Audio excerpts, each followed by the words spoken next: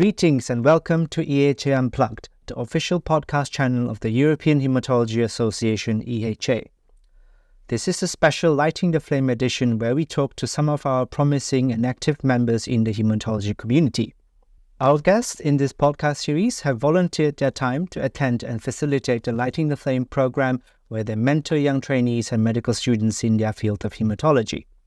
In this podcast series, they talk about their experiences in their field and give advice to those who are interested in becoming a hematologist. So sit back and enjoy the podcast. So welcome to our discussion, our interview on a very special disease, the Myelodysplastic syndrome. And I'm happy to have a brief interview and discussion with Kirsten Grønbæk, an expert in the field. And maybe Kirsten, you briefly introduce yourself before we start? Yes, so my name is Kirsten Grønbæk. So I'm a professor in hematology at the Rigshospitalet in Copenhagen in Denmark. And I work in the clinic with MDS patients, and then I have a lab where we also work with MDS research for quite a few years now. And we're particularly interested in the early phases of MDS. So my name is Konstanze Döhner. I'm a hematologist working at the University Hospital in Ulm, Germany. I'm also very interested in myeloid diseases, but it's more the acute version of MDS. It's acute myeloid leukemia and also myeloproliferative neoplasms, and I'm happy that we can have some discussions today. And the first thing I would like to ask you, if you could provide some information or maybe give a short introduction. What is, I know it's very difficult, what is myelodysplastic syndrome? Yeah, so it's actually a disease of the hematopoietic stem cells, the very early cells that gives rise to all the blood cells. So these cells will get a mutation or more mutations, and which will actually make to either that they start to do extra proliferation and make blast, or they have difficulties in differentiation, so that you will get low red blood cells, low platelets, and low leukocytes typically. And this is also what gives all the symptoms for the patients. So because they don't have many erythrocytes, like they have fatigue, they have anemia and fatigue, they get infections because of the low leukocytes, and they get bleeding and bruises because of the lack of platelets. So this is mainly what we deal with in most patients, but in like 25% of the patients, extra mutations comes along and the disease develops into acute myeloid leukemia, and this is acute myeloid leukemia that is very difficult to treat. Also, when it comes to different kinds of treatment, it's a very heterogeneous group of diseases. So there are these very low risk cases that live many years with the disease, with their cytopenias, and then there's the high risk ones that are more like AMLs. And of course, this is one of the big discussions now: where is the border between MDS and AML? And but the bad thing, you could say, is we don't have any real good treatment except for allogeneic bone marrow transplantation. So this is the only cure for MDS. And then the low risk, we support them with growth factors, and there are special subtypes where we have some treatment that will work for a while, like lenalidomide and del-5q. And then, of course, with the high-risk diseases, we have been using azacitidine for many years now. It does extend life in about half of the patients, but it's not a wonder drug. There are many trials now where azacitidine is combined with almost everything, but we're particularly waiting for the Döhner trial, the phase 3 trial with venetoclax.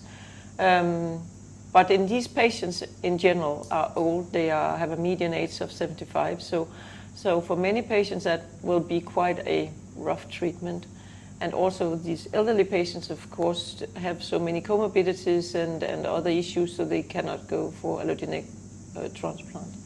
So I really think this is a disease where we need to find new treatments.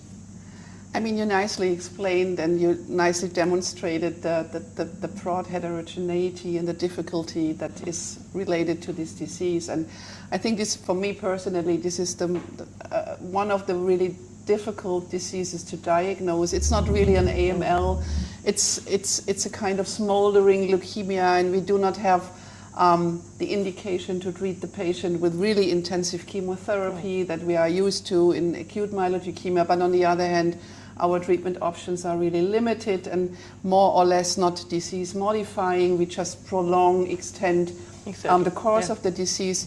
So my question, Kirsten, is to you, what is the fascinating thing for you to work with MDS and to go into more the details and the depth of this disease? I think so. The fascinating part for me is actually that it's so hard to treat in a way, because I mean there are really many challenges, really many research questions you can ask. I mean, I'm also a researcher, and I think from that perspective it's a super interesting disease, and we've got to know so much more about MDS over the last 10 years. So what we know now about MDS is that this long preclinical phase that if you go at my age and older, 10% of us have mutations in the same genes that are mutated in MDS.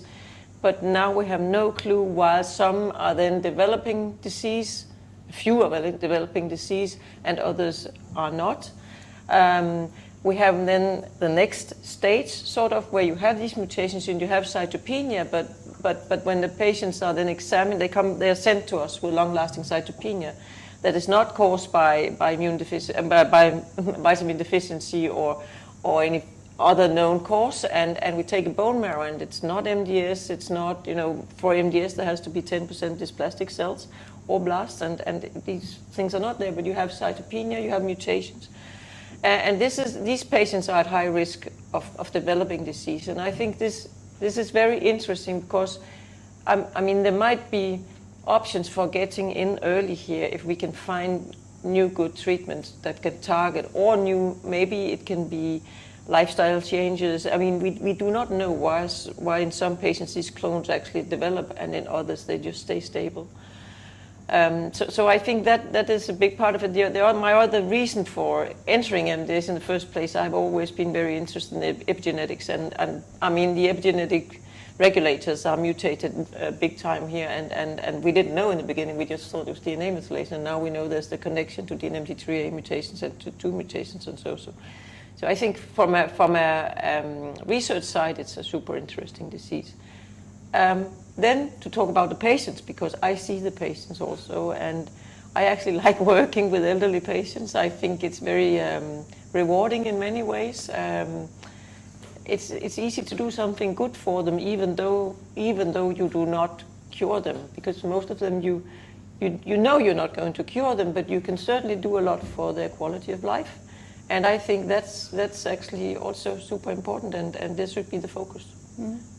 So coming back to the research, and you mentioned that already, that the important role of these gene mutations and the early detection of these gene mutations, as well as the knowledge that we now know that these mutations seems to occur, or not seems, they occur much earlier, and now we have the tools to detect them, which is really fascinating. So what is the challenge here, or where do you see the focus in the field of MDS in the future? Is there a kind of clinical consequence at the end, or do you think that we have now some tools that we can start earlier and maybe have more impact on the outcome of the patient? I think we need to do a lot of research before that. I think we need to map who are those with a chip with the clonal hematopoiesis that have normal blood counts. Who of those are the ones that are going to develop disease? We can use our registers to find out. We can also maybe do lab work. We can do mouse models. We can look into what drives these clones.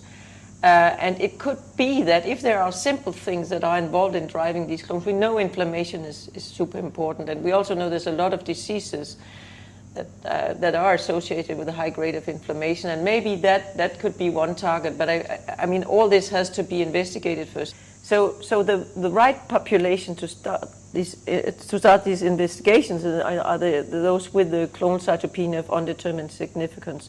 So these are the patients who have the mutations, the cytopenia, but not yet MDS or any other disease, and it has been ruled out, of course, that they don't have vitamin deficiency and things like that. So they are actually sent to us. So we see them anyway in our wards, and we have nothing to offer them. So they are very motivated to go on clinical trials, And I think, here it makes sense to investigate in that population whether we can modify the disease, so we can take a lot of samples from the patient and investigate them in the lab. And then if we see a signal or an indication that there's something that works here, and if we have a harmless intervention, which could be exercise, vitamins, statins, things like that, and then take it back to a CHIP population. But one thing I think is important is to be able to also identify these CHIP patients in the population, and maybe use some of these big registries we have already, and then identify the patients and ask those that have CHIP if they want to come to participate in a trial. So based on my experience, I think most of the patients coming to our outpatient clinic, they came with the question, oh, this is a cytopenia, what is behind that? Is this a myelodysplastic syndrome or not? And then we start the whole machinery, and we do a bone marrow examination, we look at the morphology, and sometimes we do genetic analysis, but often we do not really find a clear sign for a myelodysplastic syndrome. Or for a hematologic disease. And what do you think, how should we deal with these patients, manage these patients in the future? What would your idea behind these patients, or how to manage these patients would be? Yeah. So what we generally do is so of course we take the bone marrow, we divide them in those with mutations and those without, right? And no changes in the bone marrow, and no dysplasia, no MDS. And those without mutations, we send them back. But those with mutations, as it is now, I know there is a movement, because you have to reduce healthcare somewhere. And if it's an 85-year-old person with a TET2 mutation, this is probably never going to go anywhere. So it will be a little bit dependent on age. But what I think is good is probably to follow them a year or two and see does this develop, because some of them will be very close to cross the border towards MDS. So in the younger population, at least, it's very important to follow them. But of course we will not. There is no treatment for them as it is at the moment.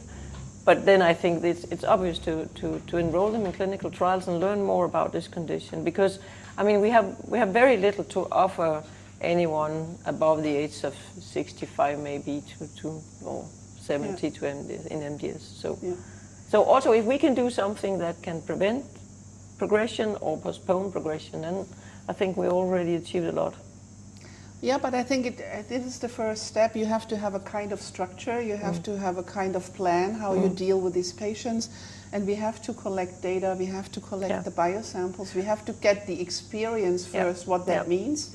And if it really makes a difference, if we do a kind of prevention with whatever, I think we need studies here. Exactly. But we can learn from that, and this is how we did it in other hematologic diseases, exactly the same way. But it needs a concerted action, and it needs a lot of logistics and organizations, and you are, I think, a major part in your registry for MDS patients. So I think this is really very, very helpful and will allow us to give much more insight. So based on that, on your experience and your research work, what would you tell a young hematologist or a student maybe becoming a hematologist? You have to do MDS because it's such a big challenge.